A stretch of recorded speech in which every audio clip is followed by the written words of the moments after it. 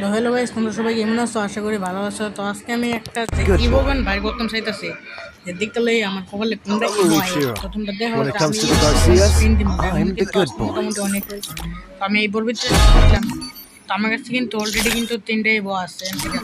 এগো আছে, স্কারও আছে, তারপর এক্সিমেটও আছে। আমি শুধু ইউএমপিটা দেখলে আমরা কপালে কোনটা আছে কোনটা লাগে দেখলে। তো তোমরা ভিডিওটা লাস্ট পর্যন্ত দেওয়া, ঠিক আছে?